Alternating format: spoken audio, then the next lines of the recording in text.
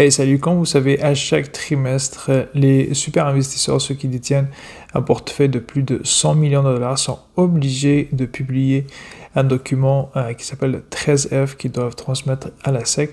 Dans le fond, dans ce document, on retrouve leur achat et vente et c'est ce qu'on va voir aujourd'hui. On va commencer par des premiers investisseurs que je regarde, parce que j'en regarde au moins 4, 5. Je vais regarder plutôt des investisseurs qui ressemblent à ma thèse d'investissement. On va regarder le premier, c'est François Rochon. C'est un investisseur canadien qui détient des actions à très long terme et dans le fond, c'est des actions de qualité qui achètent à des bons prix. Ici, c'est son fonds d'investissement qui s'appelle Giverny Capital. Dans le fond, on voit qu'il y a eu une très belle performance autour des 15% annuellement depuis 1993. Donc ici, on voit que 100 000 investis en 1993 vaudrait aujourd'hui autour des 8,4 millions de dollars comparativement à l'autre indice qui compare soit un mélange de S&P 500, TSX S&P. Ça, c'est un fonds, dans le fond, c'est l'indice canadien, le Russell 2000, etc. Donc, c'est dans le fond, il compare son fonds à lui à un indice qui va mélanger ces 4 indices que j'ai nommés. Donc, on voit que lui, il surperforme largement cet indice car l'autre, il fait juste 1,9 million depuis 1993. Maintenant, on va aller regarder ses achats et ventes. Honnêtement, on va regarder vraiment les plus importants, ceux qui vont avoir une plus grosse proportion dans son portefeuille. Déjà, on voit que il a réduit de 14,54% de Arista Network. C'est une entreprise que je détiens également dans mon portefeuille. Microsoft également que je détiens, on voit qu'il a réduit 26%. Il a réduit également Taïwan de 29,3%. Donc également, il a vendu complètement Amazon, Intuit Surgical, Bank of America ainsi que Starbucks. Et la surprise, c'est ResMed qu'il a acheté. C'est une entreprise que j'ai détenue dans ma watchlist que je regarde depuis un moment maintenant. Ouais, juste aller jeter un coup d'œil à ma watchlist. Dans le fond, ouais, c'est ça. J'attendais un prix autour des 220, si je me trompe pas, pour l'acquérir. Mais on voit que lui, il a acquis un plus haut prix que ce que moi je m'attends pour l'acheter. Je suis vraiment content de voir qu'une entreprise que j'ai dans ma watchlist est achetée par un investisseur aussi remarquable. Donc, maintenant on va regarder le deuxième investisseur que je regarde, ça va être Terry Smith. Donc, Terry Smith, ça va être vraiment, lui, il est comparé à Warren Buffett anglais. Enfin, il va acheter des entreprises de qualité qui va payer quand même à des prix et qui vont être raisonnables.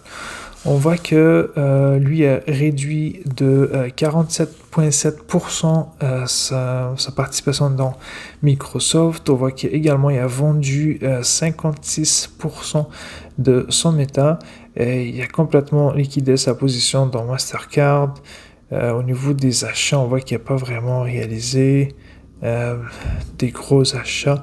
Même si ici on voit qu'il a rajouté 86% de cette entreprise NAPCO Security Technology que je connais vraiment pas. Peut-être que j'allais jeter un coup d'œil à cette entreprise après la vidéo. Cela représente juste 0,18% de son portefeuille, c'est vraiment négligeable. On voit que tous les autres achats, c'est pareil, c'est vraiment des achats qui sont négligeables. Comparativement à ici, cette entreprise, ça représentait quand même 6,17% et 7,45% pour Microsoft et Meta. On voit qu'il a vraiment réduit de beaucoup ces entreprises. Je pense qu'avant de faire cette vidéo-là, j'ai regardé vraiment ces investisseurs. J'ai remarqué un truc, c'est qu'on voit qu'ils commencent, la plupart, en tout cas des trois, commencent à vendre des entreprises qui sont dans la technologie, comme soit Microsoft, Meta, il va y avoir Amazon aussi. Donc, est-ce qu'ils se préparent peut-être à une baisse des valeurs technologiques? Honnêtement, je ne le sais pas. Mais en tout cas, c'est ce que j'ai remarqué en faisant cette vidéo. Donc, ça va être ça pour Terry Smith. On voit que ses plus gros mouvements, c'est vraiment la vente de ces deux grosses positions, Microsoft et Meta. Il n'a pas vraiment fait de grosses acquisitions. Par la suite, le troisième, ça va être Warren Buffett. Mais honnêtement, c'est plus vraiment Warren Buffett, c'est son successeur. Mais je pense qu'ils vont partager la même thèse d'investissement et la même idée. Et donc, c'est pour ça que je continue à regarder. Donc, on est sur le portefeuille de Warren Buffett de Berkshire Hathaway. Donc ici, les plus gros mouvements du fonds Berkshire Hathaway, on voit qu'ils ont réduit encore une fois leur participation dans Apple à hauteur de 14,92%. Sinon, également, ils ont réduit Bank of America, mais ça représente juste 0,7%. VeriSign aussi 0,45%, c'est vraiment négligeable. Et on voit que je pense que tout le monde en parle. C'est vraiment l'acquisition de Alphabet à hauteur de 1,6% de son portefeuille. À part ça, il n'y a pas eu vraiment d'autres grosses acquisitions de la part du fonds d'investissement de Warren Buffett.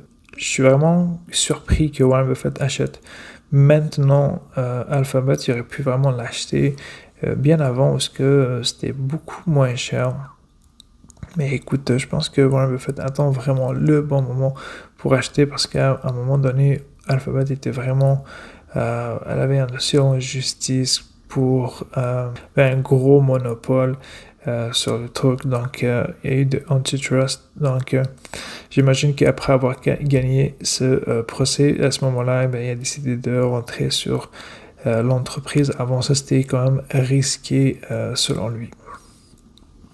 Maintenant, on va regarder le quatrième investisseur que je regarde également. Ça va être Chase Coleman. Donc, on est sur le portefeuille de Chase Coleman. Encore une fois, on va regarder vraiment les plus gros mouvements parce que, comme on peut voir ici, il y a vraiment eu beaucoup d'activités, beaucoup de transactions, mais on va vraiment s'attarder à celle qui représente un plus gros pourcentage de son portefeuille. Au niveau des ventes, on voit qu'il a liquidé quand même 62% de son portefeuille, ce qui représente 10%. C'est 62% de sa position de Meta qui représente 10,7% de son portefeuille. Quand même une grosse vente ici sur Meta. Ensuite, on voit qu'il a liquidé un pourcentage de 3,46% de son portefeuille. C'était une vente totale de Eli Lilly. Sinon, les autres, c'est pas mal...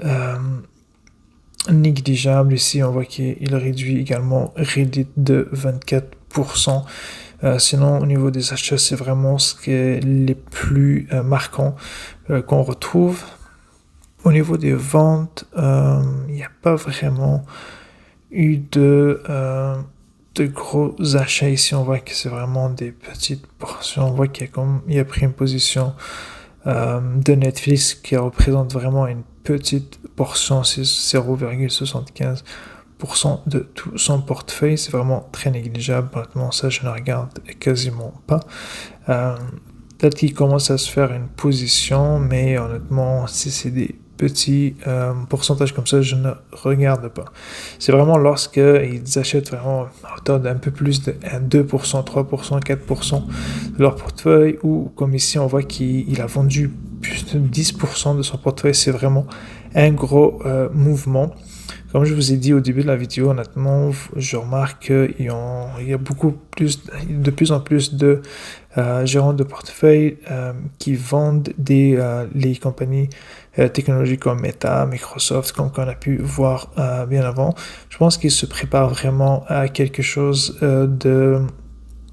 qui s'en vient bientôt, soit un petit crack ou une baisse ou un marché baissier, je ne sais pas, mais on voit vraiment qu'ils commencent à liquider leur position. Et maintenant, on va aller regarder Bill Ackman. Ça aussi, c'est un autre investisseur que je regarde à chaque trimestre, ce qu'il publie, ses achats et ventes. On va aller le chercher ici. Ok, on est sur le portefeuille de Bill Ackman. On va aller voir ses activités. Si Bill Ackman n'a pas vraiment eu de gros mouvements dans son portefeuille, on voit juste qu'il a réduit un peu plus de 9% de sa position de Alphabet, ce qui représente 0,86%. Mais si on regarde honnêtement, Alphabet, elle représente vraiment un gros pourcentage dans son portefeuille. On voit que ici, parce qu'il a deux positions, c'est Alphabet, l'action C et l'action B. Dans le fond, une, c'est juste qu'elle donne le droit de vote et l'autre non. Mais on voit qu'il a 10,52% de Alphabet C et il a 8,04% de l'autre Alphabet, ce qui lui fait une position de 18%. Donc, c'est sa troisième position dans son portefeuille. C'est vraiment très, très élevé. On voit qu'il y a vraiment une grande conviction dans Alphabet. Et maintenant, on va voir deux autres investisseurs que, honnêtement, je ne regarde pas vraiment. Je n'ai pas la même thèse d'investissement que eux. Je ne considère même pas que c'est un investisseur. En tant que tel, c'est plus un trader, selon moi, car il fait énormément de transactions. Il achète une ce trimestre et l'autre trimestre. On voit qu'il a déjà revendu. Fait que, bien évidemment, je pense que vous commencez à déduire qui ça va être Michael Burry avec son fonds d'investissement Sion Asset Management. Donc on est sur le portefeuille de Michael Burry. Dans le fond, si on regarde comme c'est ici, on voit qu'il a acheté des entreprises SLM que je connais pas vraiment. Molina Healthcare Health, je pense que c'est un vendeur d'assurance santé aux États-Unis. Il a augmenté de 100% sa position dans Lululemon et on voit qu'il y a eu pas mal de ventes. C'est vraiment, moi je trouve que c'est vraiment plus un trader qu'un investisseur. C'est vraiment, il va acquérir une entreprise comme United Health ici. On voit qu'il a acquis au Q2 2025, il a déjà vendu toute sa position. Et honnêtement, c'était un bon coup ici parce que il a acheté à un très bon prix ici et depuis, ça a quand même augmenté. Fait que c'est vraiment un très bon coup qu'il a fait. Et ici, sur ce site-là, Dataroma, on voit pas vraiment toutes les transactions qu'il a fait. Donc, on va aller sur un autre site. D'ailleurs, si vous voulez suivre également des investisseurs qui vous intéressent, vous avez deux sites, soit Dataroma ou sinon juste taper 13F et ça vous sort un site où vous pourrez trouver n'importe quel investisseur que vous voulez. Donc ici on est sur l'autre site 13F. Ici c'est beaucoup plus détaillé. On voit qu'il a pris des puts sur Palantir et Nvidia. Ici, ça veut dire que Michael Burry, ici, il pense vraiment que ces deux entreprises vont crasher, vont vraiment perdre énormément. Donc, c'est pour ça qu'il a acheté des puts sur ces entreprises. Comparativement, ici, on voit qu'il a acheté des calls qu'on appelle, dans le fond, sur Pfizer et Halliburton. Dans le fond, ici, c'est deux entreprises qui sont très, très stables. C'est vraiment des entreprises qu'on va acheter durant quand il y a une récession ou quelque chose comparativement au put qu'il a acheté sur Palantir et Nvidia. Ça veut dire que ici, ce qu'on peut comprendre ou déduire de sa thèse d'investissement, c'est qu'il s'attend à un crash boursier qui s'en vient. Et on voit également qu'il a vendu des cals sur UNH, Lululemon, Meta, Facebook ici, Alibaba, JD.com. Dans le fond, ici, quand une personne va vendre des cals, c'est qu'il s'attend à ce que le cours de bourse de l'action, ça va être soit il va baisser légèrement ou il va avancer de façon latérale, ça veut dire qu'il ne va rien faire. Il va rester au même prix, soit qu'il ne va pas monter. Ici, c'est vraiment, on voit qu'il s'attend, il se protège dans le fond. Ici, on voit qu'il a des positions sur Lululemon et il a vendu des cales sur Lululemon. Donc, il se protège.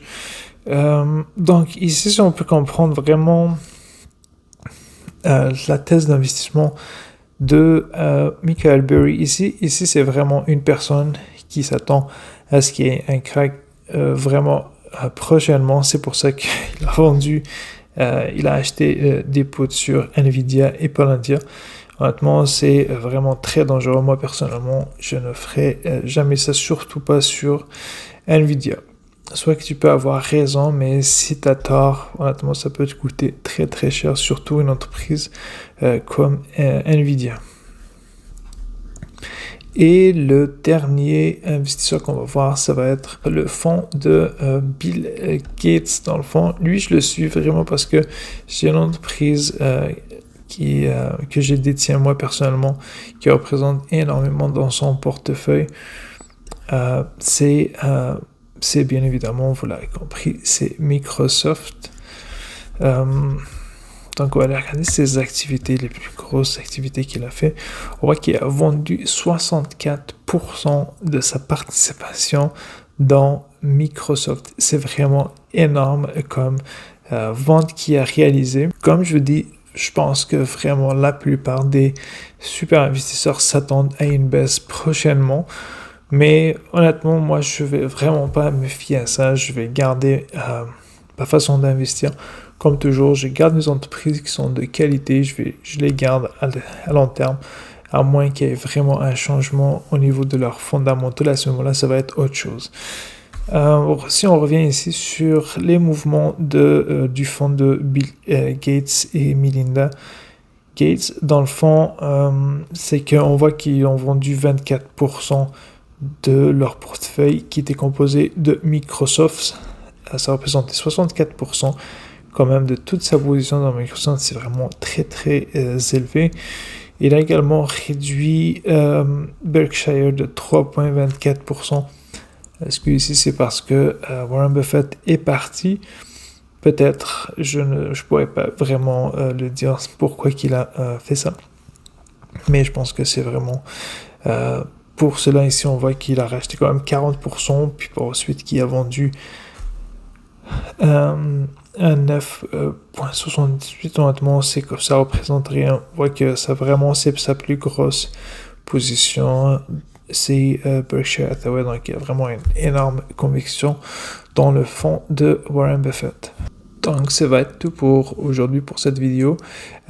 Mais honnêtement, j'ai découvert une entreprise, pas découvert, c'est vraiment juste qui a confirmé que j'étais en train de regarder vraiment une bonne entreprise. Ça va être ResMed, l'entreprise que j'ai dans mon portefeuille, que j'ai déjà fait mon analyse, j'ai mon prix d'achat déjà en tête. Donc j'attends ce moment-là. Si on la regarde rapidement, ici, c'est ResMed dans le fond, qu'est-ce qu'ils font en gros, c'est la fabrication de matériaux pour des personnes qui ont de l'apnée du sommeil. Ça va être des dispositifs de CPAP, BiPAP pour des personnes qui ont apnée du sommeil ou qui sont atteintes de la maladie MPOC. Dans le fond, présentement, on voit qu'ils sont payés à 24, son price to free cash flow à 20. Belle croissance sur les dernières années, on voit qu'il y a une très bonne marge. Fait que moi je suis vraiment pas étonné qu'il achète, c'est vraiment une très très bonne entreprise et je suis vraiment content d'avoir cette entreprise et qu'un super investisseur l'a acheté avant moi. Donc ça va être tout pour aujourd'hui. Si ça vous a plu, juste n'oubliez pas de liker puis de vous abonner, puis on se retrouve à une prochaine vidéo.